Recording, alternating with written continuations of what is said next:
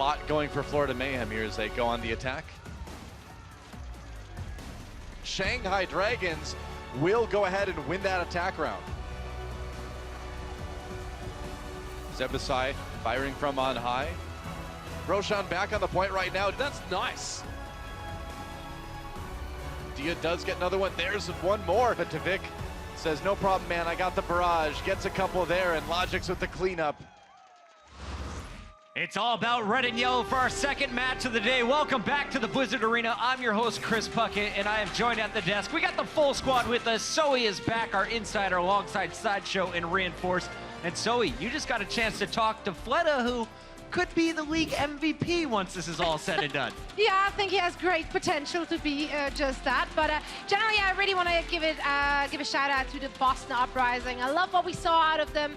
I loved that they actually gave the Seoul Dynasty a run for the money. Let's catch everyone up at home. If you missed our first match, here's how it went down. It was Seoul Dynasty taking the first battle 4-0. They are now sitting atop of our leaderboard with a 4-0 match count. Boston in the middle of the pack, currently sitting at 1-2. But our next match, it's going to be between two teams looking for their first victory before we get to see the Dallas Fuel going up against the London Spitfire. A jam-packed day, and it's time to keep this party moving. Let's go ahead and introduce our third team to the stage for the day. Give it up for the Shanghai Dragons.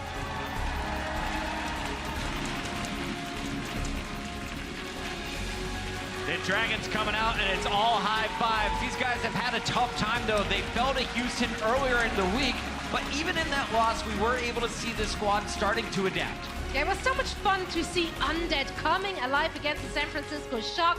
He was able to pick up the McCree and the Widow on a high level for his team, and that allowed Dia to really go off on those projectile heroes. I hope we're going to see that again today. So actually, let's talk a little bit about the troubles they had against Houston. We know they've been practicing 10:30 a.m. all the way to the end of the day, every single day. But they still had some issues in their last battle. They did. They had some issues with their tank synergy, I think, and how they were being supported from their backline. So these are the kind of issues that I think they'll be focusing on and looking to improve on. They know what the issues are. It's just a matter of improving as the season goes on, I think. And as we look at this starting lineup here, Johnny, it seems that Shanghai is bringing in something new today. They've been switching up the tank role. They're changing things up, as Sideshow just said. They had some synergy issues with the tank front line, and now they're swapping it up. So they don't have Roshan on the field for this game right here, which is a big question mark because they removed their only main tank, put in two off tanks. So are we going to see some Diva Roadhog type of composition, maybe some Orisa on Dorado here, utilize high grounds? And it's Dorado as well. It's not Junkertown where you would expect that to happen. Yes, so exactly. Even stranger. So we're a bit confused mildly by this squad fielded here. So excited. Excited. Talking to their management, they said they're still trying to figure things out today. Keep your eyes on MG and Shishu, the two tanks who are working together, as Roshan is on the bench, at least for game number 1. Let's find out, though, who they will be playing against. It's the smallest lineup in the Overwatch League. Give it up for the Florida Mayhem.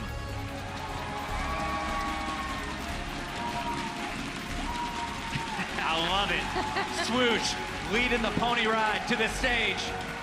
These guys are coming in at 0-3 as well after falling to the London Spitfire. They dropped to the Boston Uprising and eventually to the Seoul Dynasty. Yeah, but I have to say, their game against Seoul was actually really strong. I loved what we saw out of Twig on the second map on Horizon. You really showed up on that Zelda. Love it. I love the confidence. I love the fun those guys are having on this stage.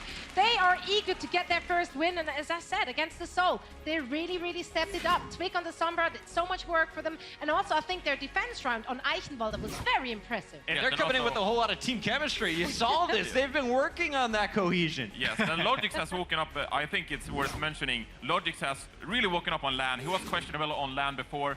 He brought the game online, but couldn't really show up when it mattered in the tournaments. But finally, he has woken up. He made some plays last game versus Seoul, of course. So maybe if they can keep up the momentum, they can be a bit more clutch and maybe take some maps. Well, Logix has woken up, but he's moved away from the role that we normally think of him as, which is the Tracer. He was playing much more Soldier 76, much more McCree, Widowmaker. This team is changing before our eyes. Previously, quite a one-dimensional dive team. Now they're experimenting a lot more, and I think as the meta shifts away from having carry Tracers, Logix has to find his new place in the team and has started to adapt by bringing out the other hit scan heroes. We've highlighted the issue issues on the supports. Keep your eyes on Zebosai and Zuppe today. Can they keep their Mercy alive? Can they avoid doubling up on using those support ultimates? A key to the victory for Florida Mayhem today. But let's start here talking about Shanghai. How important is this match for the Shanghai Dragons, Zoe? Very. This is their 4th out of 10 matches in Stage 1. Only 3 teams will actually get to the Stage 1 playoffs, and they're kind of running out of time. They need this victory. Of course, the same goes also for the Florida Mayhem. However, Shanghai, they are working really, really hard. Them and their whole coaching staff are doing everything they can, and I do think they have a chance on getting their first win here. Do you think they can pull it off with the map side show? You were looking at all of the maps that are going to be playing today. How do you think Shanghai compares to Florida Mayhem in our first 2? So these are good maps for Florida Mayhem, but there's a real chance here that the star power coming out of the Widowmakers in particular from Shanghai Dragons, whoever happens to be playing that, because both Dia and Undead are also 2 great Widowmakers. But Dorado, Anubis, you can really get a lot of value, Ilios as well, huge value out of these big Widowmaker plays. So the key to victory here for me is if Shanghai, either Undead or Dia, have big performances on that Widowmaker. Yes, and a question mark, how will then Florida deal with the Widowmaker coming out of Dia? Will we see more of the dive composition, which Florida may have flourished with in Contender Season 1? Will we see Twix pick up the Widowmaker, or maybe Logix, who both of them has played the Widowmaker? It's going to be a question mark. Will they run the dive composition? I certainly hope to see Twix Genji. If you're managing the team, Johnny, what would you tell them to play against Shanghai? Well, I would like to see the dive composition, which they've won with so many times in the past, but they haven't really been able to adapt to the new meta. Bring back the dive. Well, Dorado's a good map to do it. We'll see if they can get it done. We're kicking things off. It's the Shanghai Dragons taking on the Florida Mayhem, and here to bring you all the action for our match number 2, it's Semmler with Hex. Thank you so much, my favorite human being, Puckett. So, this is it. This is it. We are now going to be seeing the match between Florida, between Shanghai. Both of these are 0-3. There's a lot on the line. Hex, I mean, already. We get to cast this match. This is going to be fun. You know what? I'm actually looking forward to it. A lot of people are like, oh, wow, these 2 teams have to play against each other. I'm like, it's going to be awesome. One of these teams has to win, and I've been saying kind of behind the scenes, and I'll say it publicly now, I think Shanghai has a decent chance on this map, mostly because of the map pool. The desk hit on it. I think this map pool is so good for Widowmaker, and I think Dia is the best Widow of these 12 players on stage. This is going to be it, exactly. It was touched on the desk. You know, how can Mayhem play around that? Are they going to focus on dive, just ignore Widow entirely, and try and focus on shutting down Shanghai's Widow? I mean, this is a real question. I think personally it's going to be a battle of the minds here. It's not so much going to be that individual performance that's going to carry anybody through. It's going to be who cracks first under the pressure, because you do not want to be the team that goes 0-4 losing against the other team who is 0-3. So last week when we had teams almost about to go 0-2, I'm like, is it a must win? I'm like, a little early. But now if you really want to get to Stage 1 playoffs, it's getting to be must win. 0-4 almost eliminates you from the Stage 1 playoffs. If I'm Shanghai, I let Dia try to carry me. And you know, it's not a conventional meta, but Undead and Dia both have a very similar hero pool. Widow McCree. I would love to see some Widow McCree. It's their best heroes. Just play the aim and play to perhaps one of Florida, the chink in like Florida Mayhem's armor, which is Logix. It seems like when he's got nothing to lose, the man goes off. He just starts hitting headshots left and right. It feels like he really feels his game. But when there's a bit more pressure on the team, Logix kind of stumbles. And so I think that's going to be one of the links here for Florida Mayhem that they need to keep an eye on. They need to make sure that Logix has the support necessary to do his job. And Johnny mentioned it on the desk too. Logix is someone who we kind of questioned in his LAN environment, because online in the contender seasons he was a monster, but then when he got to the World Cup stage, not so much in that LAN environment. So is the stage getting to him? And now, as you mentioned, the pressure is on him because they are 0-3. A lot goes on how Logix plays today, and it's not the best map actually for Tracer, especially when you get to second point, but Logix's 76 has been stellar under us. Yeah, that's really when we got to see him shine. The doors are open, the action is about to go down, and Undead, I was kind of wondering what was going on there, if he was going to stick on it or not, but he is going to switch off for the Widow in the end. And you have Zushu already trying to push the point forward, and there we go. That's what they were waiting for. Both tanks kind of working together as a unit there for Shanghai, just waiting to see when Florida would try to make a move. I mentioned that maybe Dia would be pulling the Widow, but Undead, fitting to his name, did come to life in their last match. He has really leveled up over the last week or so, and he's playing extraordinarily. So if this is going to be a game that Shanghai wins, it's going to be on the DPS carries here. Whoa, and Logic's taking some risk there, stepping out wide into the open, but there was some discipline there from Florida. They could have tried to chase Zushu, who overstepped his bounds, who nearly went down, but instead of committing, they backed off, said we're not going to take any risks. It's a longer run for us to get back here than it is for him, and so let it be and reset for the fight that's coming up now. Swoosh, in and out. That's exactly what he needs to be doing as a Winston, just doesn't want to overcommit. Really smart on Tavik's Tracer. He's just taking the high ground. It will not let the Widow actually come up top to get the angles, and now they're having a problem pushing in because that Widow can't get any angles. Speaking of which, Tavik shuts down that Widow with a pulse bomb onto Undead, who is simply dead. And Dia on a mission in the depths, in the bowels, looking to see if he can get in there to use his own pulse bomb, see if he can blow somebody up and start the party here. Not looking like it, though. I mean, it is wide open. The tanks are way away, so if he can get an angle, there's where their supports are hanging out. He's see him in the background there. You can see him in the background. This is going to be the commit on the fight. You can see Nano already being used here on Swoosh. He's looking to cleave on the squishies as much as possible. And it doesn't look like Dia has been able to achieve anything with his pulse bomb either. And so this is a fight that Florida Mayhem right now are winning. Dia goes down, Manitin cleaning up. They did pop the Primal Rage. They used the Nano Boost as well on this full hold defense, but Florida still has some ultimates in the bag. And because they've been playing such a dominant fashion, Shanghai just now getting their ultimates online. That's a cheeky sub. Oh no! Free feel out in the open. That was a cheeky self-destruct, just chucked in there as well. Ah, Manitin, that's the one where you kind of smile, you chuckle a little bit. It feels good. So there's been some questionable plays by the Shanghai supports, and that's another one right there. Resurrecting your Zenyatta, who just died 5 feet out of spawn. Just let him respawn. That means that you have a resurrection for the next fight. Now they finally get some momentum. Manitin goes down early in this fight. Second resurrection comes up, brings up Undead, and it looks like Shanghai's finally getting a footing to push. Yep, and I'm liking this exactly. MG just sticking on top of Logix, mitigating his tactical visor as well, and so the Valkyrie was still there for Alatoring. It lasted a lot longer than it needed to because, of course, that's what Logix is waiting for. That's what he wants to use his tac visor for. Shut down that Mercy as fast as possible. But look at all the progress they've made on the payload now. They're even through the arch. Shanghai may have a chance. That's the important thing, is that they're through the archway. And in my opinion, they should just ignore this fight. Just keep pushing. They're not even contesting the cart. The game of Overwatch is about objectives. It doesn't matter if you die or get kills. Pushing the cart is the important part of this. Well, that was a bit of an awkward bit there as well. The support's getting cut off from the main line, and that really means that Florida are going to be able to collapse on the payload and just clean up. You're not getting any heals, you're not going to last forever. Late pulse bomb takes down Altering, so they have to wait for this push. And meanwhile, Semler, 40 seconds left to get first point. This next fight is the definitive fight for the Shanghai offense. And man, they've been really on point shutting out Dia. Dia does not seem to be able to get on top of these squishies. He doesn't seem like he's able to really coordinate much with MG to find these picks. Yeah, they're trying to make a switch here at the last second. Undead goes to the Pharah, which is a decent pick. It's really going to test Logix to see if he can actually pressure them out. And they're just banking on Undead beating Logix on the 1v1, but Logix about to have tactical visor at the ready. Yeah, exactly, and as soon as you step out into the open, he's going to have a field day. A lot of pressure on MG and on Zushu as well to get in there to shut him down as quickly as possible, because as soon as that visor is out, and here it is, pumping away, it's getting canceled out completely by Zushu. Great job by the Winston for Shanghai. They have made some changes on this tank line, and he got the opponent's Mercy, and their Mercy's still alive, and that means 2 more people are going to come back up. Undead, fitting to his name, resurrected. Zushu is still in the Shanghai, is poised to get an extension on this clock and take first point.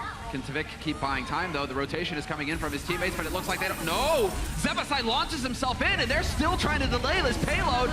They're not out of the woods yet, Shanghai. They need to burn it down to the ground, and Undead trying to do just that, but he eventually gets clipped.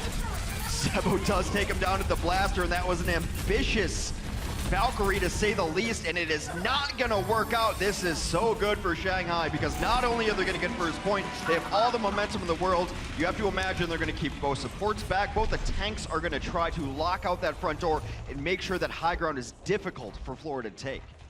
You know, Freefeel just checking out the ults real quick. Freefeel even holding on to his Transcendence, whereas over on Florida Mayhem side of things, both ults have been pretty much reset.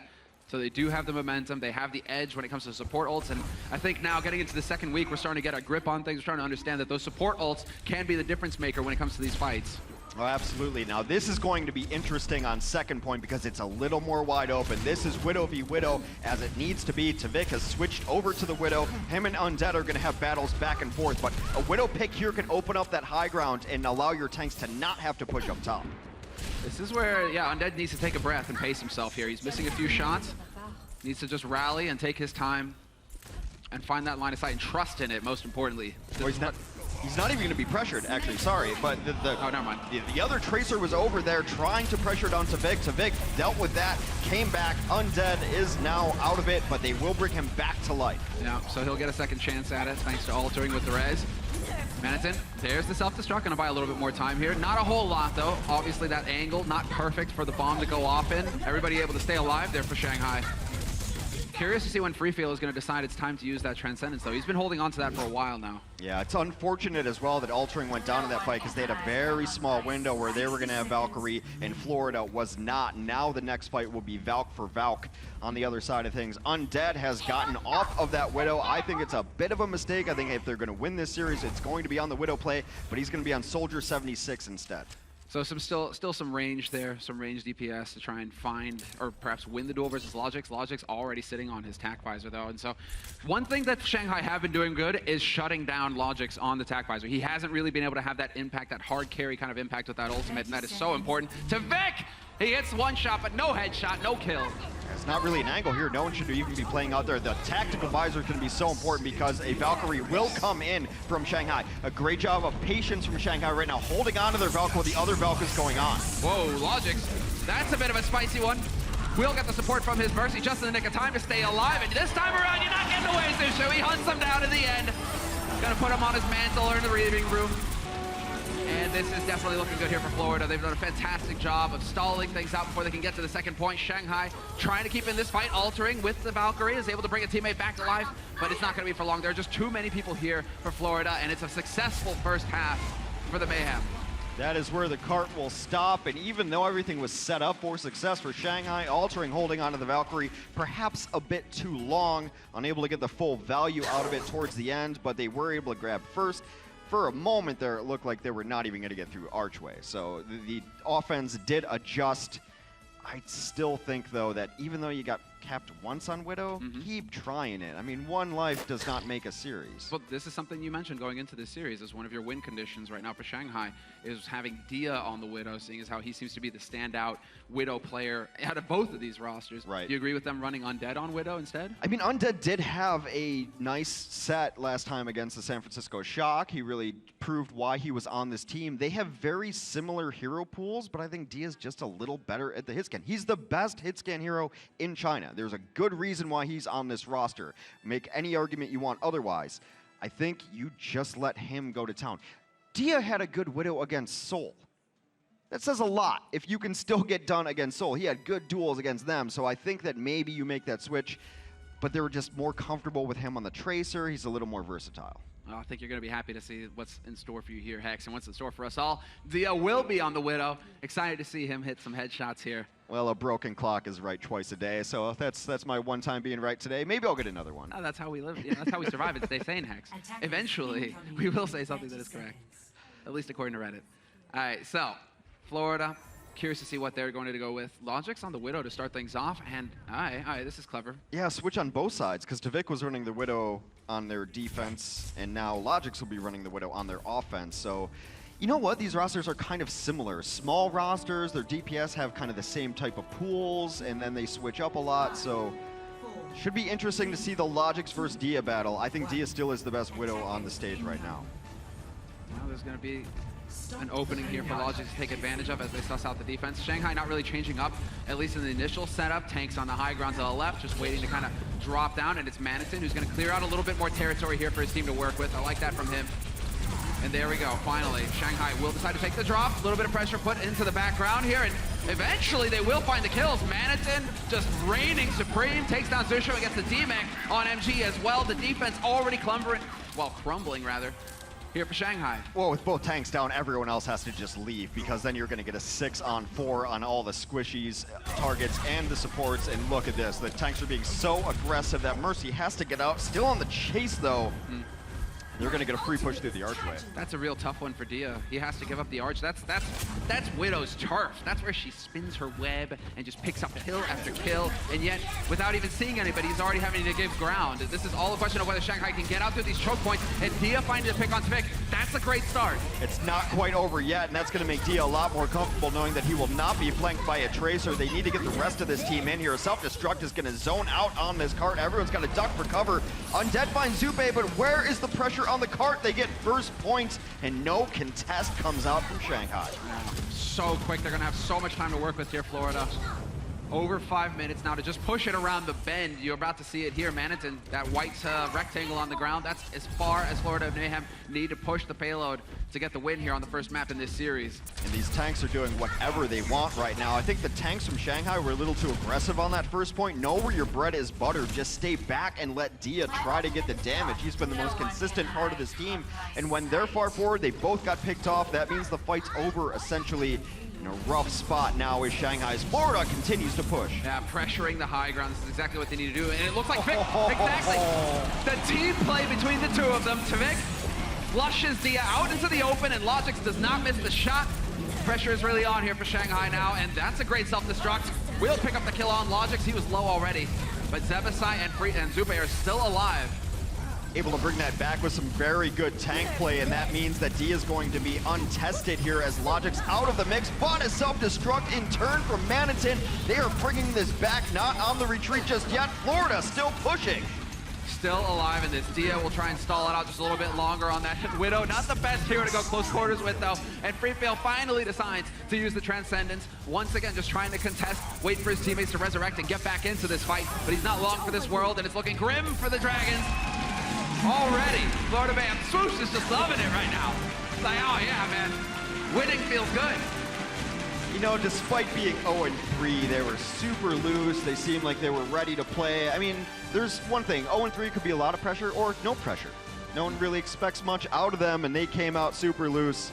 Looked very good there. Shanghai needs to readjust their strategy.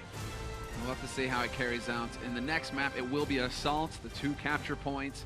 A lot of action there for Widows as well, and so we'll see if there's going to be a change of strategy coming up here for both of these teams, or if they're going to stick to their guns. And it's really looking good here for Florida.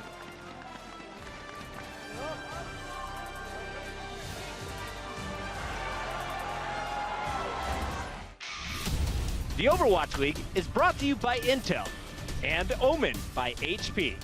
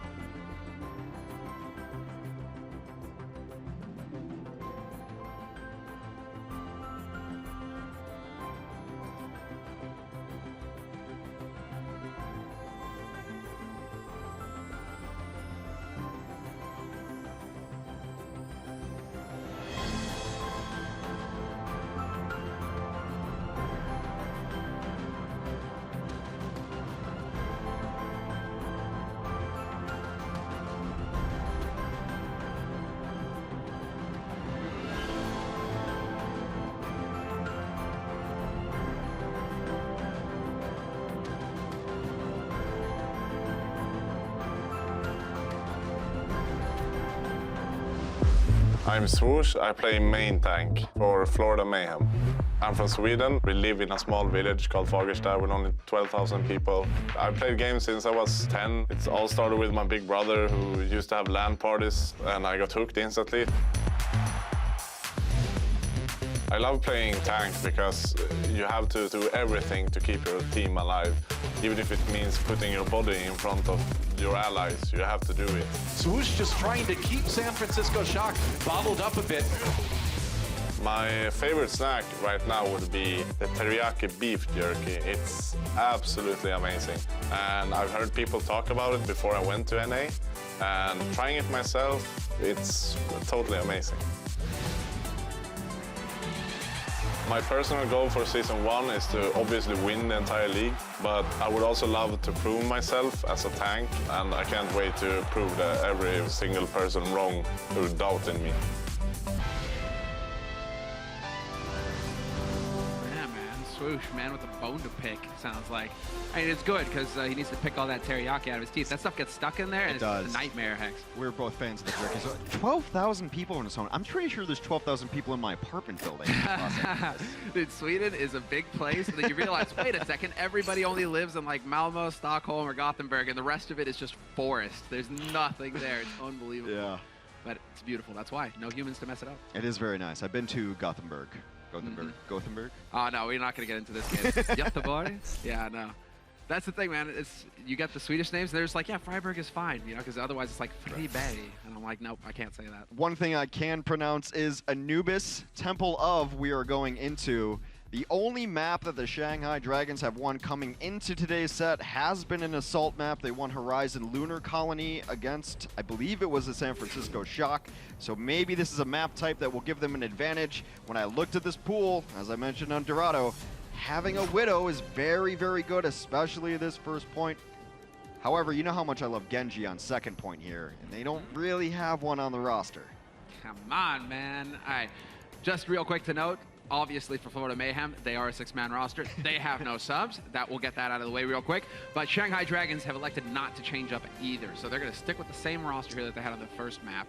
So curious to see how that works out. If we're going to get a different result, or if they're going to decide to shake things up again, maybe get Roshan into the play. Yeah, Roshan is definitely their Winston main, and Zushu's going to pick up that role too. Maybe they thought they could change something up. I mean, at a certain point when you're 0-3, you just change anything up and hope for a little bit of different results here. So Temple of Anubis, like I said, this is the map type that Shanghai was successful on previously, and it is a good Widow map. Looks like the defense for the Mayhem going to be building that wall. Game of Thrones style. Get Orisa up there as well. Yeah, we are in North America after all. So, curious to see where the Widow is going to come into the mix here. If Logix is going to elect to go back to it. No, actually, sorry, Tvik already had it. It was Logix who was switching up to the Tracer. I was going with fantasy walls. Why have to bring reality into my life? Funny, I was talking about one too. So, on the other side, Shanghai Dragons. Yeah, it's looking like straight Diverino here for them, although Undead will be rocking the Widow, so I'm sure we'll see him battle versus Tvik. It's not really going to be fun for him, though, because Tvik is going to get a shield, and you can already see it happening. Zube with the boost. Tvik is just going to hit like a freight train. The moment Undead sees this, he should switch. There's nothing you can do as an offensive Widow in this situation. You're never going to crack that shield, and I think once they saw it, they're going to try to figure something out. Maybe Undead goes Genji. You can crack this static position if you send a Genji up with both of your tanks, but it seems like Undead is going to wait for his tanks to push them off of high ground and hopefully pick up the aftermath. I mean, fair enough. The only thing, you don't have a Genji here. That is a cool angle, but you don't have a Genji here to like combo up with MG with Zoosh. Okay, buddy. Tvik, definitely not expecting that. We'll see if we can do it again because Tvik is rezzed up immediately. Zebo takes down Dia, who is part of that dive. There goes Free Feel, and despite the nice pickoff early from Undead, it does seem like Florida has stabilized, but the offense has the advantage here because the run back distance, they will get reinforcements quicker if they can continue to push. Yes, listen to your diva. There is, in fact, a sniper in the back line. Curious to see how long Undead's going to be able to hang around back there because you do have Swoosh who's currently trying to hunt her down, and Swoosh, Big Monkey with the taser, and he looks like he's found her. Undead, not long for this world, and he will get staggered. That might slow things down a little bit here for Shanghai. And now he's in the sunk cost kind of situation because he probably should switch off of the Widow, but at 96% of your ultimate, you're able to see through walls. That will give you the advantage in the Widow v Widow battle, so I think he'll give it one more life. Well, if you can keep pulling a fast one on Tvik like that, all right, fair enough. If you're going to force the res out of Zupe, that could make the rest of the fight, you know, go your way. And so, fingers crossed here that Undead will find the angle. The rest of his team are waiting to go. MG just taking a peek out there, trying to see if he can spot anybody, and they're working their way around here. MG trying to create some kind of lane to get a wrap going. Perhaps the pincer onto the point is what's meant to happen. And they're putting a little pressure on the point as well. They've got a little bit of progress there that makes them abandon the high ground on the defense as they continue to push. And if Undead can win this fight, which he cannot, because Tvik rises to the occasion, rises to the challenge, takes down Undead. And that's going to be very difficult for the offense to continue pushing without that DPS pressure. Wait, there's no way. Tvik didn't hear that? It doesn't seem like he cares. He knows that the jump is used, but there's the follow-up. Zushu hunting down Zupe. That could be a big play here that could turn the tide, but it doesn't look like Shanghai are in position to take advantage of it. That's 100% worth. They have to go in on this now. They have Valkyrie up. They know Zupe's out of the fight. Just go in. Even if you die, res it up. It is time to go, Shanghai. Trying to like will them forward here because this is something this is a big opportunity, but it looks like Zupe will have time to run back and support his teammates, and sure enough, Zupe's back into the fight. Tvik is there to lay the damage down. Does manage to bait out a reaction here from Zushu, who's gone for the Primal Rage, and so he's looking to bat people off of the high ground down onto the point, but Tvik is here watching the line, and he misses the shot. Huge opportunity here for Tvik. He's been spotted, and it looks like Dia wants to try and put the pressure on him. Tvik's gonna try to get out of there. The pulse bomb does not find Pater, but Altering goes down in this fight after he popped Valkyrie. That is a disaster for Shanghai. Florida will get the resurrections should they so need it. And in the meantime, Zupe just flying high on those wings, rezzing people left and right. And we've only got 40 seconds left here for Shanghai Dragons to make a play. They have a tick, at least, on the first point. It's just so disappointing they didn't use Valkyrie because you're not going to win even fights. Your history shows you're not winning even fights, so you have to know when your timing windows are, when you have the advantage, and to press the advantage. You just pick the enemy Mercy and everyone's retreating. Just unbind your W. Stop going backwards. Actually, I think it's the S that you want to unbind there, so Hex just saying. W is forward. Oh, all right, never mind. I'm throwing you under the bus here. I don't even know why, but whatever. Let's get into it because already Manitin again, big kill with the self-destruct there, taking down Free Feel. There is a presence on the point. It's MG, but her mech is already half dead. And so now it is the duel between Logix and Dia. Tvik has been caught by Zushu, but still Florida Mayhem remain. And they still have the Transcendence as well here from the Zenyatta to try and delay things further if they wanted to, although no, I think he's actually having to run back from spawn, so never mind. Well, this substitution has worked out great for them. Zushu carrying this team on his back with 3 quick kills on the Winston, cleaning up everything on the point, and off of that great scientist play, they will capture first point in the 25th hour. So, Shanghai, overtime artists. That's the nickname now, because it's what we saw in the first point. Oh, nicely done by Tvik, but then again, it's Junkrat. You really just throw those nades out, and Dia, well, all you can do is shake your head. You were in the wrong place at the wrong time. He was damage boosted too. That's a one shot onto a Tracer. Feels bad, man. I play a lot of Tracer. I eat a lot of those grenades. Yeah. It never feels good. You and me both. And then you kind of just shake your fist at the heavens, Junkrat, and try, not to freak out too much. But Tvik, I mean, I guess when you've got the Tvik, you're playing against one of the better players out there. Tvik is just a beast, able to play so many heroes. I believe we saw the tidbit there was like 11 heroes played so far. He's always been very versatile. They're running a good composition here. It should counter everything they're running because Undead will be mostly unchecked in the air. The reason you don't see a ton of Pharah on offense on Last Point Anubis is it's just so small and claustrophobic. The ceiling is kind of low. You can't really utilize her strengths all of that well. You get caught up on these pillars. So the idea is sound to be able to use it against the Junkrat, of course, the natural counter, and there's no great counter to it. We'll see if Undead can actually get anything done with that Pharah. Very curious to see if Tvik is going to be able to land the mines on her. Because of that lack of height, it could set it up. Logix just waiting patiently. It doesn't look like Shanghai Dragons are aware of him being up here on this shelf. Taking a couple of pot shots, and now the game is up. They're going to have spotted him. He doesn't have the pulse bomb, though, but he is just looking to take the fight straight to Dia. Not going to let Dia get comfortable back here at all. That is a late Transcend that comes in trying to keep the tanks alive as they both went in. MG will go down because he took a 1v6 in there. He will be the first to fall. And that means the fight's essentially over, but they will start rezzing people back to life. Both now up 6v6. 6v6, and we get a rinse and repeat. Undead has connected with Swoosh, though. Those missiles, the rockets actually doing the damage. Tvic's still alive, though, and he is perfectly capable of doing tremendous damage himself. Although there it is, the barrage, and Tvic, no way for him to cancel it, but somehow he survives. He survives because Zupe came out of spawn and he's got his Valkyrie up. Everyone's going to get that chain healing. A later Valkyrie used by the Florida Mayhem means that they will hold on this defense. Shanghai, not for nothing, did get a third here, so they're going to have another couple pushes. 90 seconds remains in their time bank. And MG, this is what you do. You let the baby diva run. Although Tvic doesn't have a shred of mercy, he's actually going to beat her to death. But really what you want to do is let that diva stay alive, because then she'll have trouble getting that mech back. It could delay things further. So small details that you guys can take away and start using in your own games. It's one of the biggest downsides to Diva is that she's able to be staggered so effectively once she gets out of mech. You see it a lot. It's a big part of the strategy. And anytime you can delay a team that only has 90 seconds left, that might just win you the map. Yeah, exactly. We hear it. Voice of God right there. 60 seconds left. Huge Valkyrie advantage on the side of Shanghai. On paper, this is a fight they should win, and that's a great start for them as well. Maniton out of the mix. And on high logic. No way! Kobe! That's one way to handle the Pharah. Just drop a pulse grenade on her pulse bomb. That's it. Logic's keeping the pressure up. Both resurrections used out of this Valkyrie, which was the huge advantage here. If Florida's able to stall out at all, Zupe will have his Valkyrie. It does come online right now. What is this tire? Really got the mileage on that one, Tvic. And well, Swoosh just punching people in the face. That's what he loves to do. And it is looking like it's kind of petering out here for Shanghai Dragons. They have got 15 seconds left on this clock to make a play, and Swoosh not gonna let them get out in one piece either. So there's three things we know about Swoosh. He likes to dance, he likes beef teriyaki, and he likes punching people in the face. All of those key, perfectly acceptable. I'm fine with that. I'd like to hang out with him. It sounds fun. At least the first two.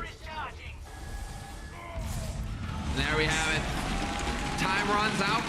Shanghai not quite able to make it happen. And it's kind of a similar situation to what we had on Dorado, right? They get one tick on this point.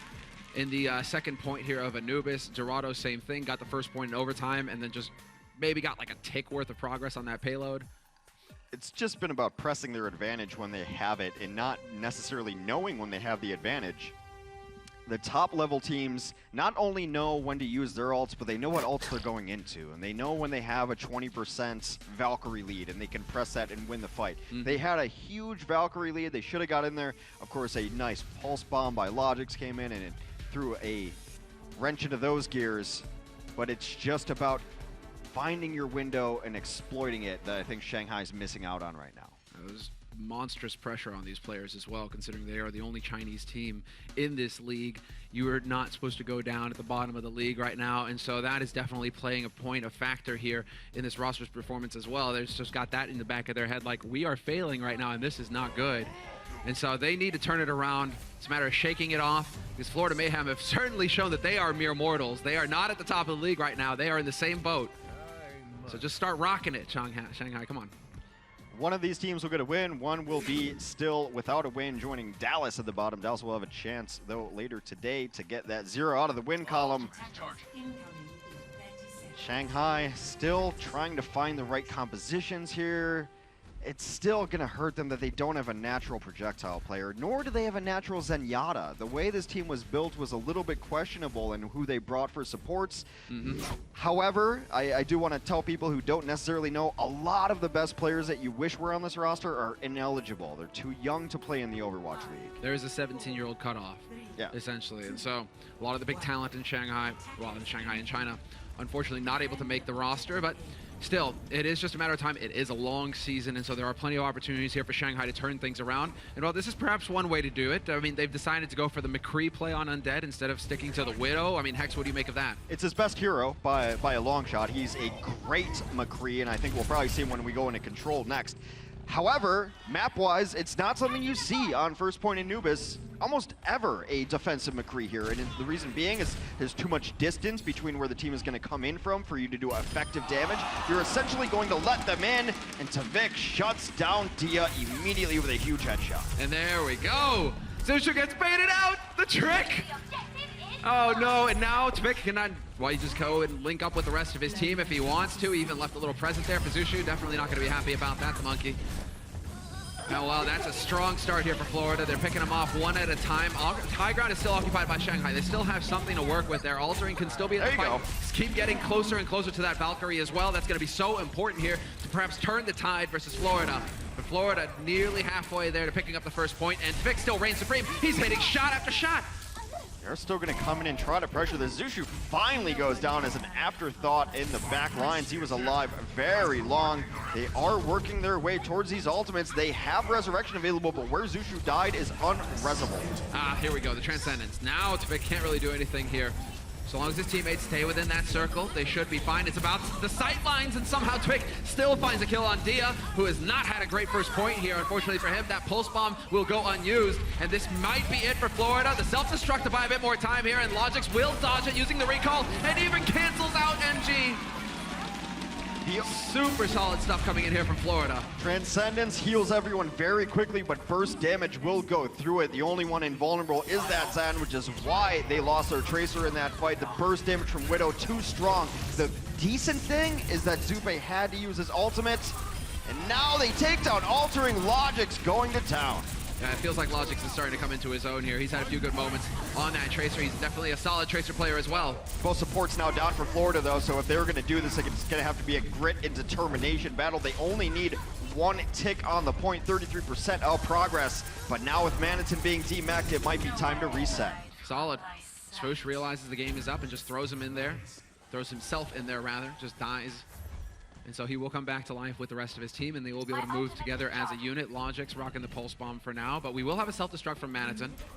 Could be a bit fun to chuck that onto the point, create some space. So interesting enough, on defense, they switched a bunch of heroes to get out there for stall. Moira, of course, has movement ability and speed to get on the point. Free Fuel went to that. Undead is on this Doomfist. I think that might have been a stall tactic, but now he's just going to roll with it. Yeah. Doomfist is very popular in the Chinese meta. And well, he had a chance. You can see what he was thinking there as well, because he was lined up with the Junkrat coming through on Tvik. MG finds the kill on Tvik, though, with the surrender, but it's not going to be it. A little bit too late there, and Florida Mayhem will pick up the second map in this series of 4. Undead, I mean, I like the thought. You can see it right there. He was lining up that punch, and that's a one-hit kill if he lands it on Tvik, and so that could be a play, but he just wasn't quite able to connect. I would like to see them just run their best heroes. Run some Doomfist, run some McCree, run some Widow. What you're trying is not working. However, yesterday we saw an 0-2 that got ran back by the Gladiators, so Shanghai is not out of this one yet. Yeah, that was a style and play there from Logix. Glad to see him coming into his own. It seems like that pressure probably easing a little bit on him. We're starting to see some style points. That's a response to Shanghai. The Overwatch League is brought to you by Omen by HP and by Intel.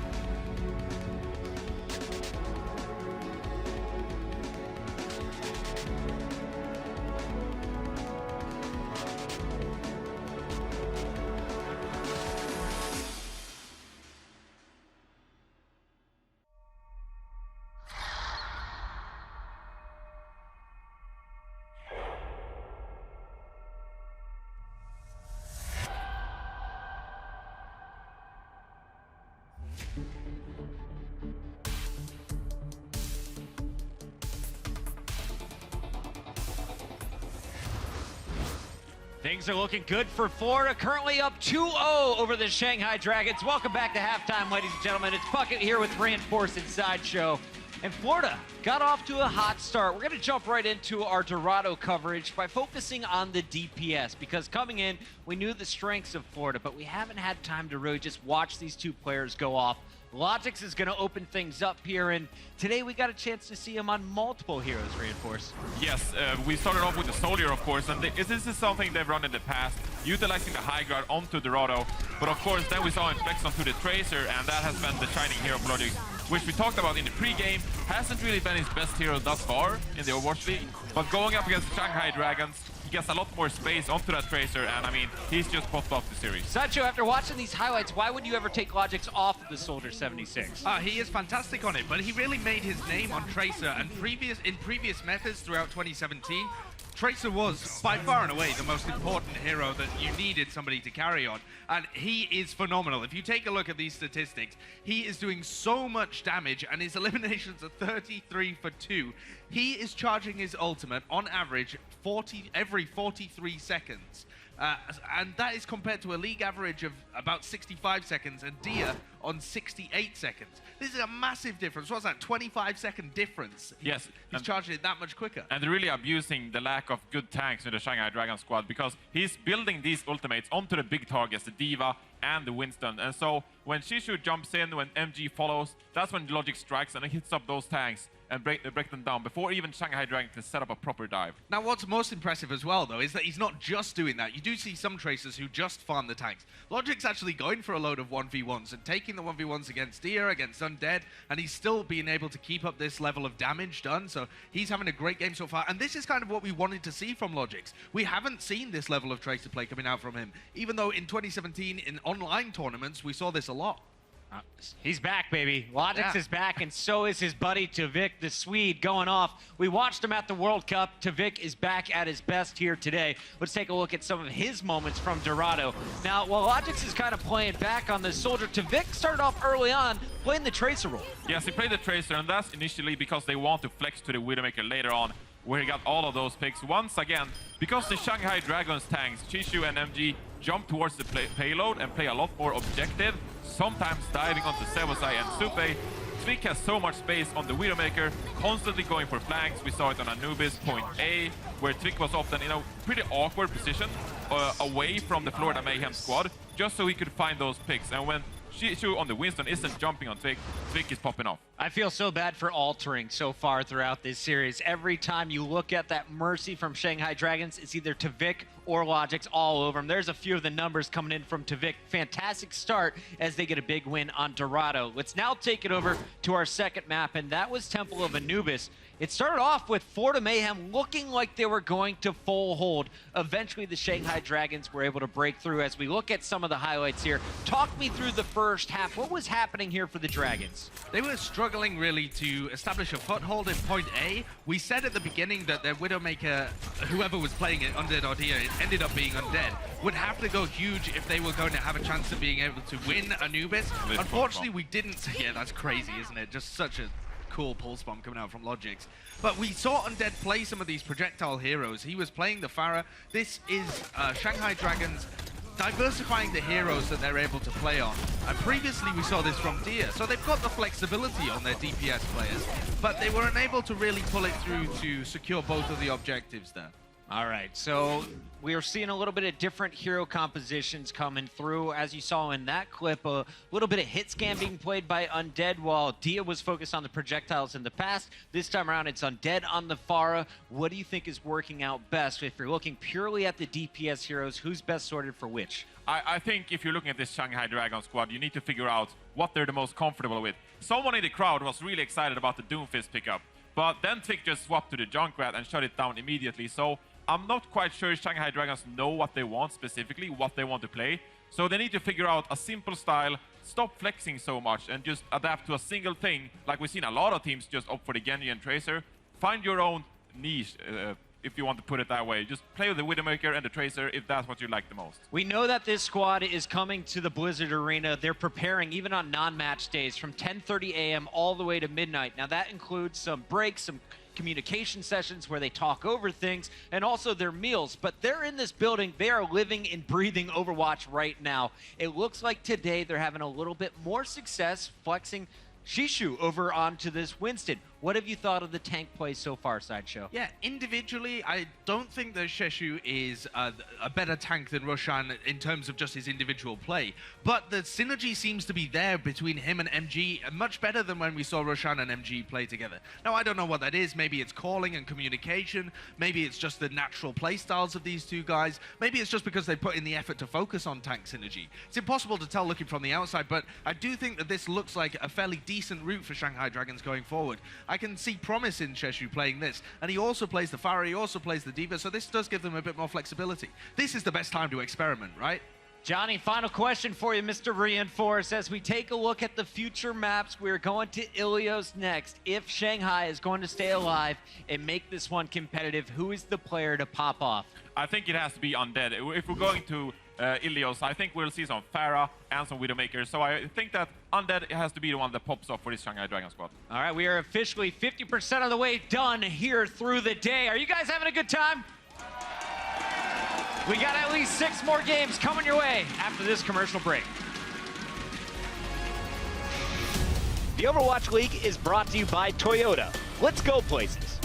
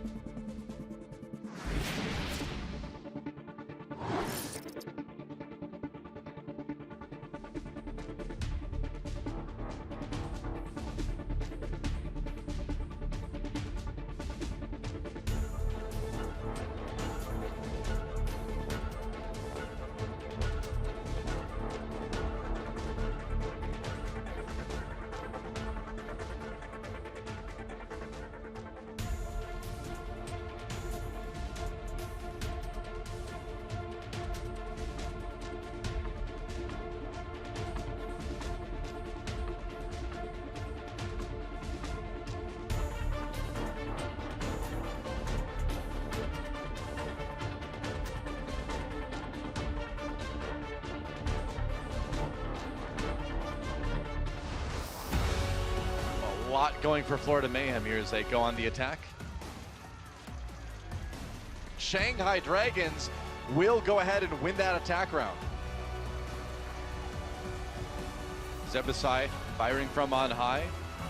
Roshan back on the point right now. That's nice. Dia does get another one. There's one more. But Tavik says, no problem, man, I got the barrage. Gets a couple there, and Logic's with the cleanup. All right, welcome back, everybody, from the break. It is halftime. Well, halftime is over, Hex, and now we move into the remaining 2 maps in this series between Shanghai and Florida Mayhem. Both of these teams are 0-3 in the league. It's been a bit of a rough start for them. There's a lot on the line today because you really don't want to be the first team to go 0-4. No, you don't, and we may come across as a little harsh on Shanghai. It's just so frustrating for me personally. I've watched these guys play. I did 6 weeks of the Overwatch Premier Series, which is one of the China's best tournaments. And so watching these players who I know are so talented being unable to put it together and win maps is super frustrating. We are headed into Ilios. This is Undead's best map. We've seen Pine go absolutely off on McCree. It's a good McCree map. Undead, we started calling Deadeyes Undeadeyes because he gets himself in great position. He goes up the stairs. He generally knocks a Pharaoh Mercy out of the sky if they choose to run that. So this is a map where Undead could go absolutely off on McCree. So neither of these teams have elected to go for the subs either, so it will be the same rosters that we'll be seeing here for Shanghai. I know I don't need to say neither because obviously Florida Mayhem only have the 6, but Shanghai Dragons, they are staying with the same 6-man roster here for the remaining, well, for this map at least. They can still change between maps, and so if it gets down to the wire, to the last map, they could still decide to bring Roshan into the mix if they want. But yeah, in general, these control points can get a bit more chaotic, right? You know, when you're going on assault or something, there's a lot of strategy involved, and perhaps the timing is going to be a bit more key. Here in control, here in control, it can be a bit more chaotic. It can get a little bit dicey, and so perhaps Shanghai, that is a way, you know, as you say, if this is Undead's turf, maybe it's his chance to shine, and we're going to see Shanghai be able to pull through here for a W. It's a map type where your DPS can carry you to victory, and the best players on this Shanghai roster are their DPS players in Undead and Dia. Of course, we're going to start off on Ruins, which means we're going to see Widowmaker. Can Undead take down Logix in this fight? It all comes down to that early on, and actually, I'd like that Shanghai's not subbing out. Roshan has been a fine player, but Zushu's had a really good game so far on tank. Yeah, as far as, you know, Shanghai, the positives there, Zushu, he has definitely shown us a different level today. He has been trying to peel, trying to make it happen. It seems like the communication just needs to get improved a little bit so that he gets a little bit more support from MG, from altering. And so we have to see, there's still time here for Shanghai, and well, you can see Undead. He is not really like what you'd call a patient, you know, Widowmaker. He really just kind of hunts for frags, for flicks, you know, tries to make it happen very quickly. He's going for it. He had a sightline on that Mercy, unable to connect with a shot. He knows that the Widow is over there as well. He's trying to dodge shots as he tries to get some in right now. However, first real control going over to Mayhem early. Undead will fall. Logix takes 2 down quickly. Manitin will clean up the scraps. And it seems like first control of Ilios Ruins will go over to the Florida Mayhem. At least Dia didn't die to Zebasai. that's a real feel-bad moment. If you're playing Tracer and you take an orb to the head from the Zenyatta that you're trying to gank and it doesn't work out, that's a sad, sad feeling if you're playing Tracer. Tracer dies to everything. A soft whisper will kill a Tracer. That 150 HP goes very, very quickly. Tvik is now going to try to hit that stick. Unable to connect with that one, though, being very aggressive on this hold so far in Ilios. Yeah, I mean, you'd think she's British. You know, they live off of banter. They should, I mean, you a little thicker skin there, Tracer, come on. It is not the case right now. Tvik still trying to harass in the back line, trying to buy the time, and of course with recall, he can get himself out of harm's way, no problem, and he is on the hunt. He's spotted Dia, already seen that he's trying to make his way around to the point. Zebasai, in the meantime, will be rezzing Manitin, and Dia wins the duel versus Logix, but thanks to the Valkyrie, Florida Mayhem still able to get the resurrects. They forced out the Valkyrie, brought up 2, and now they have their own Valkyrie, bringing up their fallen heroes as well. Zushu and Dia now back in the mix. Shanghai with a small advantage right now. That's a bigger advantage, but the Pulse Bomb will mitigate most of that. Both tanks now out of the fight. Dia doing his best to hard carry here. He is really doing the damage, you know, with those kills on Zupe, with pressuring the back line, more importantly, forcing Florida Mayhem to fall back, to give ground, allowing for Shanghai Dragons to start pushing out from their spawn, and at least having a fight here on the point, but it didn't go their way this time, and Florida Mayhem, 75% and counting. And so Shanghai, this is where, you know, those screws got to start to get a bit tight. There's a lot of pressure on them because they've been using the Valkyrie later, and those are times where you need to get the kills to make the fight. Their timings are actually decent right now for Shanghai as they're doing better ult economy, but unable to secure the kills during that time frame. They lose 2 quickly in this beginning fight. And it seems like Florida's still going to hold on to control, and Shanghai might just drop this first stage. There's a chance, exactly. If your field had to drop onto the point to try and buy a little bit of time, you have to contend, but the overtime wick is a-burning, and it is running out. Be sure to tap it, and there it is, the reset. Zushu dropping back, and it looks like finally Shanghai Dragons, thanks to Undead, thanks to NG, they are going to be able to win a fight here and start gaining some percentage.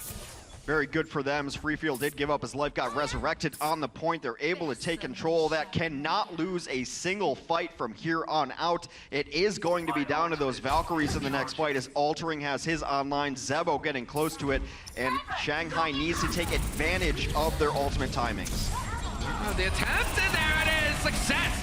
Zupe blown to bits to spare parts, and already managed to get clipped out of the sky as well. Dia having an impact, looking for the follow-up kill on Zupe. Zupe not having a good time when Tracer's riding him like this. We mentioned that if Shanghai was going to win this series, it's going to be on the very capable back of Dia. He is an all-star, a great DPS player, and right now he put his backpack on and he's trying to bring Ilios back for the Shanghai Dragons. In Dia's life, every day is leg day. Inside right now, that's what it's all about, but he is ready. He is prepared, and he does have Undead hitting some shots as well. Dia, once again, there to pounce, looking for a target, just making sure that Florida Mayhem can't get too comfortable. They have to worry about him going for the flank on the squishies. Very sneaky. They should know he is here right now. Should know that he is behind. A Valkyrie is popped preemptively by Zebo's side, so Altering will end up popping his later. This is a good ultimate situation for the Shanghai Dragons. It's time to pop their own Valk to bring Undead back to life. They need to bring MG back as well. And in the meantime, where is Dia? What is going on? He will be able to get onto the point and challenge, but he has not been able to stop his teammates from getting picked off by the enemy Widowmaker. He is still alive and trying to build that ult charge, but it is taking so long, and thanks to the Valk, thanks to the heals really coming in from Zebasai, he is not able to get a kill. It will be Tavik on cleanup duty, showing that he's quite capable on Tracer as well. And this might be the turning point. The point caps for Florida Mayhem, and the overtime wick is done. First round goes for Florida Mayhem. Yet again, they had the Valkyrie advantage, unable to capitalize on it for Shanghai. They are so close to winning some of these stages, some of these fights. If you're Shanghai and you're in the situation where you're 0-3, it's time to start building on small positives. One pick, one fight, one stage, one map. You can't look at the big picture right now. You have to micromanage yourself and start building on these positives. They were close to turning that around. It wasn't far off. And that's where you can see the potential here. That if they can just get a little bit better on the comms, if they can just start coordinating a bit better and playing off of Dia, creating this space, creating this opportunity, we may see the turnaround that we all want for Shanghai. But right now, Florida, they're just too, well, they're on point. That's what's the real key here. Shanghai need to figure out a way to get them off of it. As good as Dia was playing, Tavik matched him step for step there, especially towards the end on that Tracer. You got to give it to Logix too. Yeah. Really winning out on that Widow duel, which is so key. Oddly enough, Logix's best heroes have been his 76 and his McCree. He's known as a Tracer main. He's been totally fine on it, but when he really stands out, it's on those other heroes. Early in this fight, both Winstons out of it already. And the pressure getting forward on Undead has managed to take out Swoosh, so one of the tanks has been floored for Florida Mayhem. But that point is getting capped over here for Florida Mayhem. Shanghai, there it is. We will have Zushu launching himself onto the point, trying to create a bit of an opportunity here for his roster to get in here and challenge this, not let Florida have it for free. Logix, a bit squishy, can't really get into the fight. Point blank, at least just pecking away at these guys right now with the Peacekeeper. He is staying alive though, and so long as he is alive, he is a real threat. Losing Dia hurts them a lot. It means there's only one angle of attack, and it lets Logix just sit back and keep popping through those doorways. It's gone over now, control in Florida Mayhem. They will clean up the rest of it. Logix, he's got a very, very good McCree. Just not willing to give them the choice. See if we see any changes here, but with Shanghai nearing the ultimates, I think they're going to run the same roster. Undead did good early in that fight, was able to take down Tavik.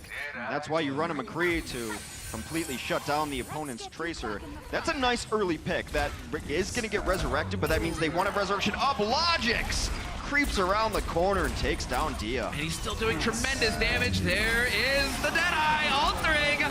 He's gone. You pointed it out earlier, Transcendence. It is a powerful heal, but it will not deal with the brute force of the Deadeye. Too much damage dealt too quickly. And so Logix reigns supreme on this map for now. Zebosai did use his Valkyrie there, which means Shanghai will have the Valkyrie in their pocket. It should be a fight that they win going forward because you have the man advantage if you can keep up on that, but it's going to be Logic's trying to shut down that Valkyrie in the sky. Keeping eyes for the pick, keeping eyes on it here. We already have one of the Valves getting used. Altering not wasting any time, trying to keep his teammates in this fight. Free Feel and Undead have already fallen, however, and so it's not looking too promising. Undead will get brought back to life, however. This is never the situation you really want a Valkyrie into. You lose 2, you bring 2 up, you've used your ultimate, and now you're only fighting at even here, but you have to use it. Altering takes matters into his own hands, able to take down Logix himself. Still, though, no pressure on the point from Shanghai. Very quick play there from Tvik to dodge that self-destruct. You gotta admire that, the quick reactions when he realized the recall wasn't gonna keep him alive. And Tvik on the hunt, he knows, but he will get punished. There it is, Undead with the shutdown. Not letting Tvik have his way, and here is a chance, an opportunity for Shanghai Dragons to get this point capped for themselves. This is a fight they need to win. They got every pick they were looking for to start that one off. The self-destruct will come out on the side just to get a new mech for Bannerton. Dia does punish Zupe. They're getting a little bit of kills back and forth, but Sebo has earned another Valkyrie in this fight. Altering still 20% away. They need to stall it out enough for him to get back into this point. MG not going to be long for this world. Unfortunately for him, he gets snuffed, and the point just takes right back over for Florida Mayhem. The wick is burning. They're at 99%, and Florida Mayhem will be winning this series 3-0 for the Florida Mayhem over Shanghai Dragons. And while there will be the 4th map, there is the hybrid map. That map matters due to tiebreakers at the end of the season. But it is the team who wins the most maps in an engagement, in a match, that will take the win. And so Florida Mayhem, it looks like they were able to keep it together today. Not looking too excited there. I don't know. You'd think they're a bit backslapping. Hey, we got a W. No, yeah, no. High five? No, not interested. Shanghai still looking for any positives to build off of going forward. They will have another map to get a 1 on the board at least, and that's what you have to do in this situation. Start building off of the positives. Exactly right.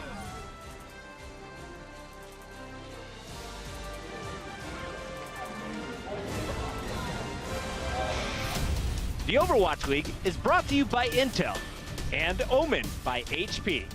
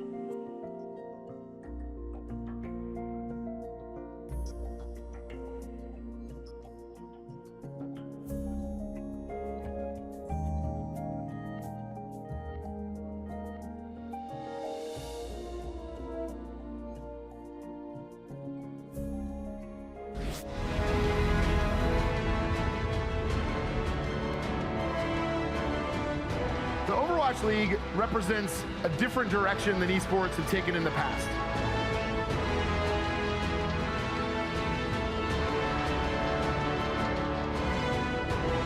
A global community of professionals for a truly global league. Welcome back, everybody, from the break. I absolutely love whoever organizes the scores for Blizzard, for these videos, the hype, the background music. Everything is just so sick about the music with this game. I'm loving it. I'm loving it.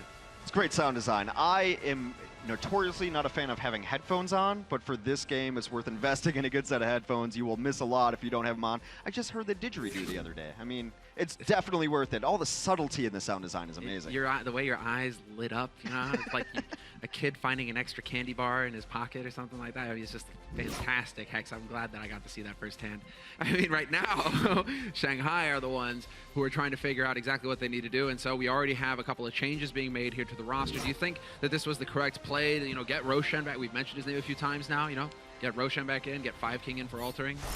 Well, there's a phrase that if it ain't broke, don't fix it, but something's broken, so they're just trying anything right now. They got to get in here. 5 King is exclusively a Lucio player. One of the issues that Shanghai has had is that they have mostly Lucio players on support. Altering still trying to find his feet on Mercy. Has been playing pretty decent on it, actually, today. I think his Mercy has improved. They are showing signs of improvement. But, you know, Zuju played a very good tank, but now they want to give Roshan some play. They're just trying stuff, and I admire that they know it's not working. Look, they're not blind to the results that have been on the screen so far, so they're trying things up. It's going to be interesting to see what 5 King plays. 5 King needs to step out of the Lucio role. Lucio's simply not in the meta right now. That is going to be a bit of a tricky one, especially here on Numbani, which is going to be the last map of this series here between these two teams. Florida Mayhem, however, obviously not going for any roster changes there. Seems like, what do you expect to see out of this roster going into this? I mean, Florida, they've got a good 76. They've got players who can play Ana, and this is the map to play those two heroes, so that's exactly what we're going to see out of them. For Shanghai on their offense, one of their difficulties, one of their issues is that they struggle finishing fights even with advantage. And in Numbani especially, I've mentioned that the first point plays a little bit like Assault. You have to have such a good first fight. You have to win it decisively because the respawn advantage for the defense can be brutal. So we'll see if they can have the target calling. I think that might be the one thing missing, is that they're not finishing the heroes who are discorded and low. They need to finish these kills and move on. It's something that I saw in the Chinese region overall, is they struggle to finish fights that they start.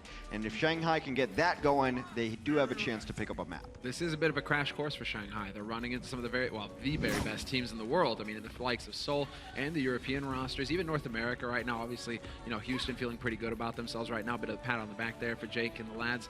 But you've mentioned this as well, coming into this map.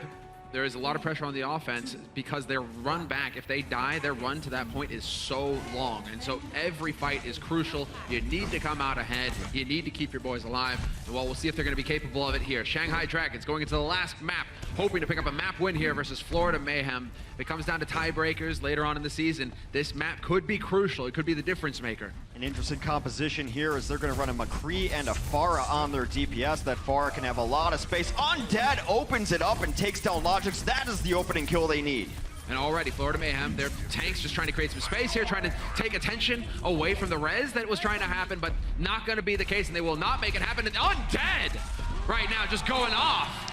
This is the Undead that I know and love. He has a god-tier McCree. It just happens to be that they haven't put it all together. This is the kind of performance they need out of their DPS heroes. Undead is unstoppable. Fantastic work from Undead. That's what you need. You talked about this a little bit as well, where you go back, you know, if it isn't working, just get on heroes that you enjoy. Get on heroes that come naturally to you and that you know that you can perform on. And there we have it, Undead, giving us a bit of a master class. Twix strikes back, finally managing to take the kill on Roshan to start. But you can see Undead is positioning right now. It is on point. They cannot, he is literally on point actually, but I mean, they can't get to him. And so he can just keep plinking shots into him nonstop. Unfortunate that they lost both of their tanks there, because this is a map where you can get spawn camped very hard. Right out their spawn right now. They're trying to get around this corner. Florida now in a good position on their defense. A creeping Tracer up top with Pulse Bomb is Tvik. And he's looking for it. Tvik doesn't even need the Pulse Bomb to find the kill on free field. That's a solid start for him. Undead there with the zoning Deadeye though. Just hoping somebody's gonna peek out. And no, what? Doesn't even get the D-Mech. Thought for a second there that he would be ruining Manaton's day at least. They had to use their Valkyrie, bring 2 back to life. A counter Valkyrie from Zebo's side will bring Zupe back and Swoosh, so now it is even. See what this barrage can get done. Not enough.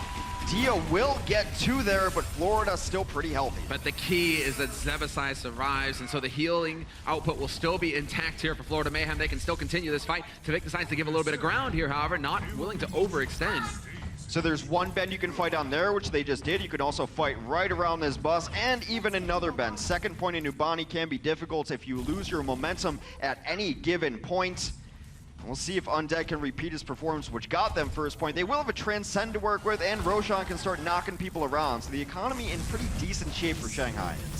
Solid work there, coming back and trying to put the pressure on Swoosh, but Swoosh doesn't care. In fact, he's just seeing red, leaping left and right. He will be able to get healed up by his teammates, but that's the whole point for him. He is just supposed to be chaos in the back line, and eventually he will fall. Undead picking up the kill with the help of MG.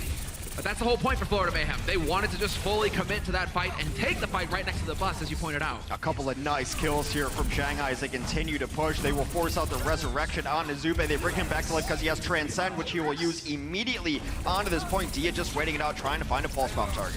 Florida really committing to this with the support ults. That Transcend is coming through. It's opening up, well, the opportunity here for Logix to find the kill on Dia. Refill with the D-Mac though, and MG hoping to do the same. Not gonna find any frags, however. 5King will get his Valkyrie and immediately popping, even though 3 are down. The best he can do is bring 2 back to life. He does resurrect Roshan into the mix. A counter resurrection, a counter Valkyrie on the other side of things. Later Valks are generally better. Shanghai still trying to bring this back. It is a brawl down there. Nice peel from Dia though with the pulse bomb on Swoosh. Just keeping Undead alive, and then, oh, there it is, a flashbang to stagger Manitin. And yet still, Florida Mayhem persevere. They are in this fight despite Undead's best efforts. Eventually, Undead gets picked off by Logix, and Florida Mayhem emerged victorious in that skirmish. They're still trying to figure out the mechanics of Mercy and when to actually use her on the side of Shanghai. 5King, the moment he got Valkyrie, he hit it despite 3 people being dead. Even if you can get to them, you're still going to be in an uneven fight. Zebosai got it later, was able to use his Valkyrie in a more impactful time. That's why Florida was able to hold on that defense. So now, just shy, over 2 minutes left here for Shanghai Dragons to try and push forward to the second payload. Tvik gets caught, has to back off. Recall used, and so that'll quiet him down for a little bit at least. He might go around the back. He's just waiting for this pulse bomb. That is a dead Winston immediately. He was dead before he even landed. Good focus fire from Florida. And the pulse bomb even managing to clip a bit there on MG. MG, he is all here. I mean, he has to go for the ultimate. But in the meantime, Undead and Dia both doing work on the Florida Mayhem backline. Absolutely huge that he's able to take out Zebo there. That means there's no mercy in this fight. This should be a one fight for Shanghai, barring a miracle play from Tvik. Not gonna find it. And the good thing for Shanghai is they won that off of one shot. The one shot into Zebosai's head, a critical headshot, able to take him down. Now they have their own Valkyrie. These are the windows that Shanghai needs to exploit. They are 40% above on Valkyrie charge. It might be time to just preemptively pop it and go in. However, you don't really need to right now. Seems like they want to try and play it patient. This is one of the risks that they're running right now of this cart getting stopped in the arch. That's exactly what Florida wants to try and make happen, but doesn't look like it quite yet. Dia presses forward and he gets the kill. Zebasai is out of the fight. Dia with a big play and the follow-up. That's what we need here for Shanghai to get this W. Okay then, Undead is now showing up to the party as well. Florida wiped off the map. Absolutely huge. There was almost a turning point where 5King went down holding Valkyrie, but they didn't need it. I said if Shanghai was going to show up, it was going to be their DPS, and it's been Dia and Undead on this last point in Numbani. Through and through, Roshan backing off. Get a little low on HP, giving his supports time to charge up. 5King still has the Falcon as well. That could make the difference.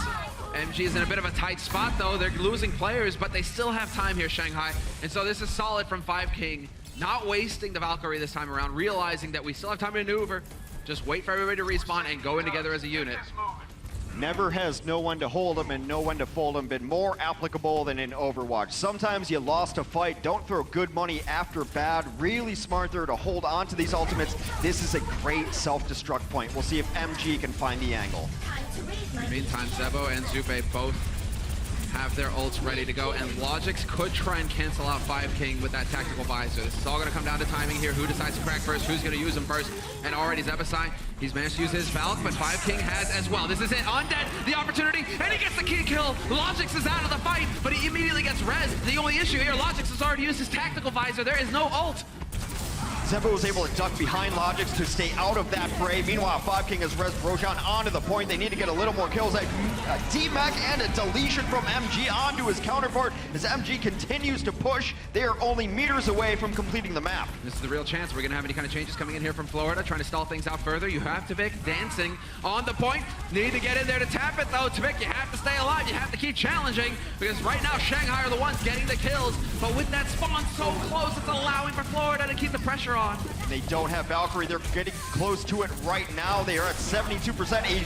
A non-Valkyrie resurrection on Undead, who is the gatekeeper here. They're so close to finishing this map. It is just Swoosh. Just kill Swoosh. Oh no! But just in the nick of time, 5king picks up his Valk. He gets his teammates back into the fight. At least Roshan will be here. You need that kind of player to do the work. Undead as well, staying alive with the Peacekeeper. He's saying hush, and Florida Mayhem, they may be folding. This is a chance here for Shanghai to get this win. Self-destruct is coming out. Undead finds himself in that destruct. That might just be the bomb they needed to hold this final point. 0.21 meters away. So close, yet so far away. And the wick, it burns over, and it will be Florida stopping Shanghai in the end. 2 points picked up for Shanghai out of a possible 3. And now is when we're going to switch sides, and Florida will be the ones passing on to the offense. Still, solid work coming in here for Shanghai. This is better than what we've seen so far this series. A lot of it was just their DPS play. Dia going off on the Tracer. Undead picking it up as well. And even though 5king had a few blunders here and there on his Valkyrie, after that happened, it seemed like he readjusted. There were times where he could have used the Valkyrie in situations where he did early in the map to bring up 2, but they knew when that fight was lost.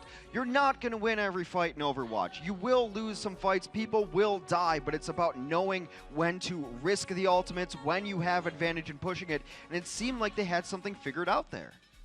Oh, remarkable stuff from Undead, and again, you got to point back to it where, oh yeah, you can try and play the meta, you can try and play the rosters, but really sometimes all it's called for is just playing what you're comfortable with.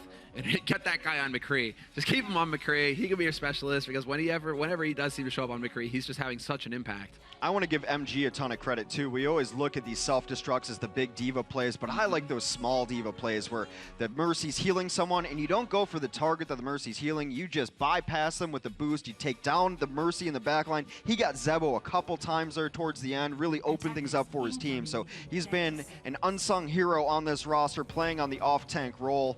He had a really good game. Shanghai is definitely showing some signs of life. Win condition, they just have to stop him at any given point.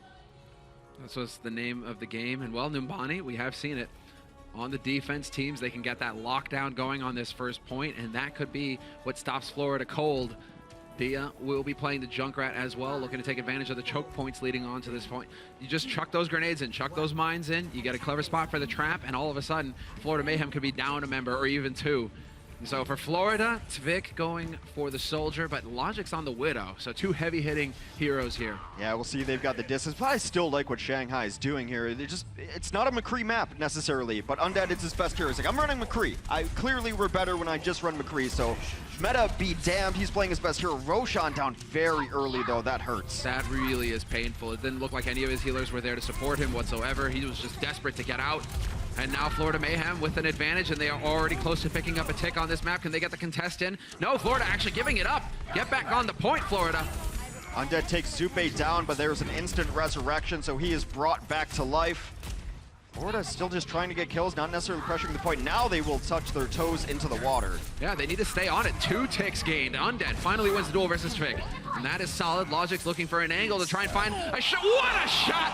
The flick into kill, and he's looking for the follow-up as well. If he can start landing some damage here on the back line, this could be big. Dia right on the edge. And Logic's not quite able to connect. Someone's got to stay on the point, though. Even while you're pressuring out this Widow, it's great that you're making all this space, but meanwhile, there is still a tank going on the point as Swoosh picks up several kills on his own. No one's going to be there. They will capture first point. Shanghai not able to stop it, even with forcing the DPS back for the Florida Mayhem. And so we will have the changes coming through here for Florida now that they're starting to progress into the streets portion of this map. Logix, Tvik, both swapping. So we will have that McCree on McCree fight. The worst part about that fight for Shanghai is they didn't force out any ultimates. You've got Zebo and Zupe both holding on to the huge, impactful support ultimates, and they're pushing so far forward right now. They will even be able to resurrect this should they so need it. That's right. He is going to be out of that fight, Swoosh. But he is Winston. He can get back into it as well fairly quickly thanks to the jump pack. And so Logix decides to back off. Remember, guys, don't get too frag hungry. There is a payload that you need to push. Free feel, however, gotta be a volley. Has taken out Tvik. That's very nice. The reason they push so far forward is Florida is they don't want to get spawn camped on Numbani. They want to get around the bend at least so that they have room to breathe. Now Shanghai's started to win the fight. They're going to transcend and take the fight to Florida. Yeah, we do see the resurrect. I mean, not the resurrect, but Tvik has respawned. He'll be getting here momentarily, and so that is going to be a little bit of additional pressure here for MG. He is getting nailed. There's the self-destruct, though. Logic's able to get around the corner, and MG this time will not get anything out of his ultimate apart from a new mech, and that wasn't for long either. Now it's Logic's turn, and he drops him. MG is out. And Roshan as well. Dueling Valkyries, but it is so far Florida getting the better of it. 5King, though, saves his reses for later. Now they have some people up and alive. Logic's being pressured by Winston in the back line. A nice couple taps there. Logix continues to clean up. You can really see that Logix is starting to come into his own. No pressure on his pack. He's just hitting shot after shot, just straight styling right now. And there it is. Logix, hello. Goodbye. And they are on the edge. We questioned his poise. Is there a better demonstration of poise than a Primal Rage Winston knocking you about? You ignore him and just single tap a Junkrat outside the door. Logix is definitely stepping up to the plate. Seems like land jitters are gone. And well, for Shanghai now, this is it. 4.5 minutes. That's how long they have to hold and stop Florida Mayhem from pushing right up to the third point. And already Logic's clever angle here, able to just put some shots through, keeping that pressure on. Shield not going to last too long there for the Winston. And well, there it is, another headshot. When you hear that sound, man, if you're Shanghai Dragons, your heart sinks. Oh, nice play from Dia, though. Will take down Tvik in the Tracer versus Tracer duel. That will mean a reset from Florida here. This is going to come down to Valkyries yet again. Valkyries and Deadeyes. Deadeye is one of the best ultimates to be able to take down a Flying Mercy, to be able to cut the wings of the moth, as it were. We'll see who can figure it out the best. Oh, here's the engage. They decided it's time to go. Shanghai just putting it on and already diving deep, trying to create the space, and they've already used one of their transcendences. This seems to be a bit of a theme here for Shanghai Dragons. Now it's about outlasting it. Undead is gone, but 5King has got his Valk. Still 5King, there it is, the res on MG. Get that high value target back up into the fight, but no, Zupe is there to get the kill, so the res was for nothing. They use a self-destruct to try to res it back. That is not a finish. There's the finish from Logix as it takes him two, but it's just fine. Dia now out of this fight. Swoosh opening things up in the back line, and they continue to push 60 meters there, and there's no one out here to contest. Get on the cart. Oh, just in the nick of time, Dia is there to save it. That gives MG a chance to get into the fight. Roshan as well. He's got the Primal Rage. Point blank fan the hammer, though. Logic's pouring on the damage. Roshan's in a bit of a tight spot. And here's the Deadeye. 2 kills for Logix. This is where it gets out of control. 5King. He will get the res on Undead, trying to keep him in the fight. And yet there's the self-destruct. MG just crouching, but that's going to open. What? Tvik gets caught by MG. Still, it is going to be Florida Mayhem. In the end, picking up the third point and a 4-0 victory over Shanghai. We talk so much about Shanghai having to win this. Let's take a look at the boys in Florida. They needed this win just as bad. Not only is it a victory, it is a statement victory at 4-0. Logix played well. Tvik is old, consistent, as we always expect from him. Florida will put their first win in the Overwatch League on the board. I think, though, even if you're a fan of Shanghai, you saw some improvement today, and that's all you can really ask for. I think they need to start playing more double hit scan. Forget the meta, play your McCree. Undie's got a great McCree. Diaz getting used to Tracer. I think the most important thing is we saw a lot of improvement from their Mercy play, and right now you have to have a good Mercy to win in the Overwatch League. Exactly right. Somebody get Swoosh his teriyaki jerky. He deserved it today. They go home with a win here, Mayhem. That is big for them, bit of a confidence boost. But you're right, it was a pleasure to watch Shanghai because you do start to see a bit of the pieces of the puzzle start to come together there for them, getting a bit tighter on the comms, getting a bit better at the ult management. And so that will be it for this series. We still have one more coming up after the break.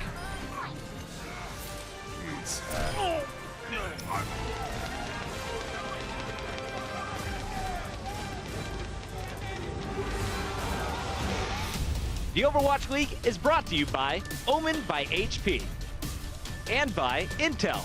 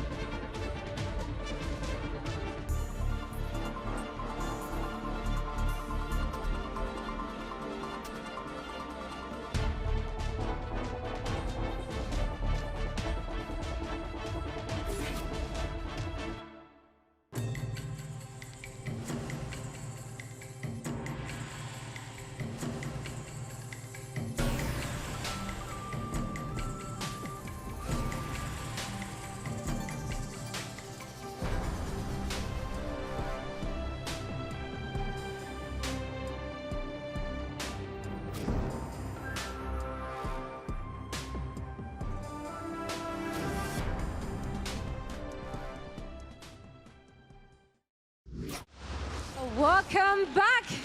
This is Zoe, and I'm now joined by Swoosh. Give it up for the Florida Mayhem.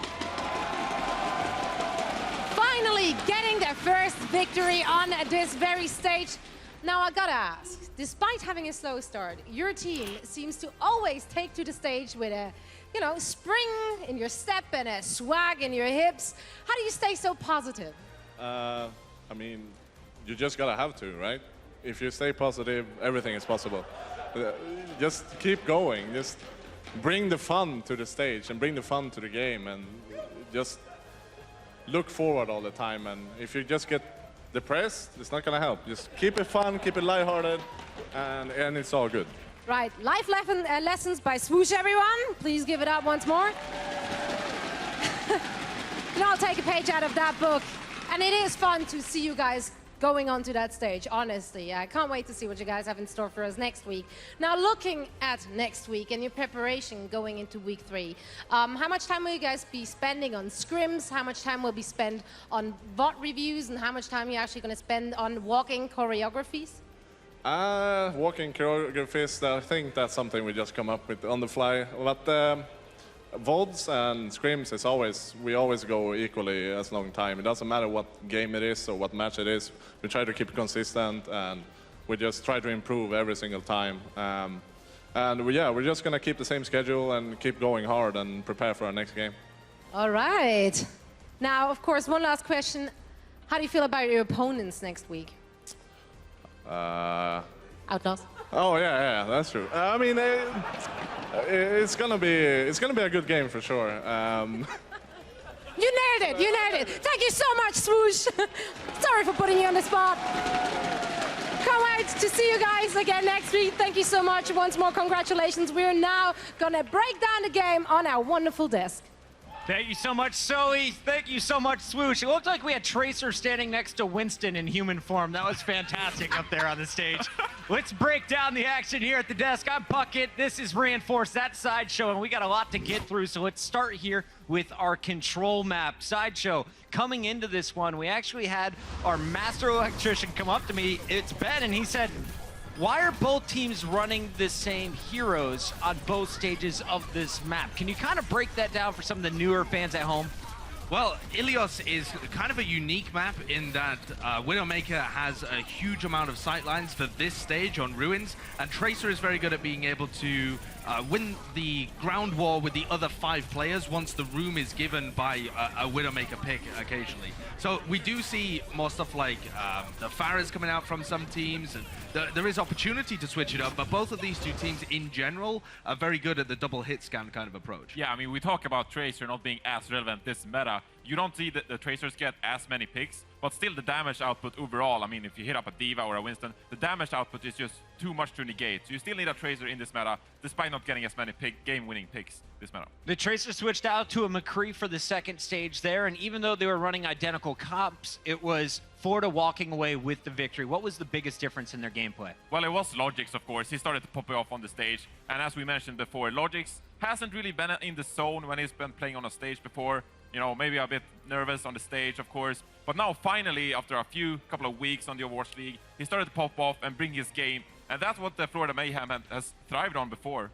You need Logix to go off if you're the Florida Mayhem, and he continued to pop off in our 4th game of Numbani. But we also saw a strong resurgence from the Shanghai Dragon squad. This may be the best attack we have seen from them. And Sideshow, as we take a look at some of these highlights, who were the players really standing out for the squad? There were definitely 2 big players, I thought. That MG had a much improved performance over what we saw from him in previous games for Shanghai Dragons. And this tank synergy was massively improved. That gave so much more room for Undead to come out with his stellar McCree play. And so this is the kind of synergy that we want to see from the Shanghai Dragons moving forwards. I think this was easily the best map that they've played so far this season. They look like they have structure. They look like they know what they want to do on certain pushes. I was impressed by them. Yes, and as I said in halftime, right? If you're Shanghai Dragons, you need to find your niche, what you feel comfortable playing. And with Undead on the McCree, it certainly felt like he was a lot more comfortable, and MG managed to peel well with the defense matrix. So this is something they can build off and maybe snatch a win in the future. And we did want to follow up on these improvements we're seeing from the Shanghai Dragons with the quick illustration. This is Sideshow breaking down their attack. Yeah, I've got a replay here, and I'll start it pausing the mini-map point of view. And the first thing to note is Dia. He's got a rocket sent towards these lovely 3 guys over on the Florida Mayhem, and it is about to do huge damage. So this sets up the play, the fact that they're running McCree, Pharah, as you were saying, Reinforced, playing their niche. And so as we start to roll this forwards, you can see that does huge damage, knocks both the supports off, and Undead is able to get the pick here over onto Logix. I'm going to pause once again and show what happens with the tanks here, because now that they've got the pick on Logix, they can start to move up around this left-hand side, and you'll see that, in fact, for the Florida Mayhem, Tvik is going to try and save this with a combined dive onto Freefeel here. Freefeel is their target to try and recover this fight. And as we play this forwards, you'll see that MG has an excellent read of the situation and reacts accordingly. So as we play this one forwards, you'll see Freefeel start to back off, and Tvik and Swoosh feel like they have a bit of an opportunity to sandwich him. Swoosh goes for the dive. Instantly, MG reacts. They peel really well for their backline here. Freefeel stays alive. MG is able to, oh, well, it's actually Undead that gets the pick, but with combined damage from everybody, they get the pick onto Manitin, who is trying to help out in that dive. This is textbook play of how you want to run these kind of setups on Numbani, where as soon as somebody dives into you, instantly your team is there to support them. And I did a telestrator yesterday when we watched, or 2 days ago when we watched the Shanghai Dragons, and there was none of this synergy. So already we can see these kind of improvements, particularly from MG here. And also Roshan helping out on the Winston, of course. We saw them swap in Roshan, and he kept diving pretty deep. But occasionally you saw him peel with MG on the Diva, of course, and that's what you need. You need the coordination. So I think this peeling strategy will work out much better for the Shanghai Dragons. Shanghai is slowly improving, but the team that walks away with the win is our Florida Mayhem. And of course, that's a player from our team that we chose our player of the match from. This, of course, is sponsored by Omen by HP. We had to go with Logix here, and it all started with this pulse bomb that caught our eyes. It's just so magical, isn't it? Look at that. Fantastic play from Logix. But all throughout this match, honestly, the guy had a stellar performance. Coming up with this Tracer performance that we have only just started to see from Logix, but it's what he's known for. And he's also been playing a plethora of heroes like Widowmaker and fantastic McCree at the end. Yeah. This was his match. Okay, so we talked about Undead popping off on the McCree on Numbani. But look at this stat. Okay, so Undead had 11,000 damage on Numbani on the McCree per 10 minutes. Logix had 19,000, almost double the damage of Undead. Almost 2,000 damage per minute. So, I mean, Logix, he just popped off in the end, and this is what you need. And talking to our stats wizard, Captain Planet is in the control room. He was saying that you saw a fantastic performance from Logix, specifically on the McCree. 21 final blows was double, with half the time played on the same hero as Undead. So fantastic performance from Logix. He is our player of the match, sponsored by Omen by HP. And that is the first big win for the Florida Mayhem. We're down with our first two matches, but we saved the big one for last. After the break, we're closing out the night with a bang. It's the unbeaten London Spitfire taking on the Dallas Fuel. We'll see you in a moment.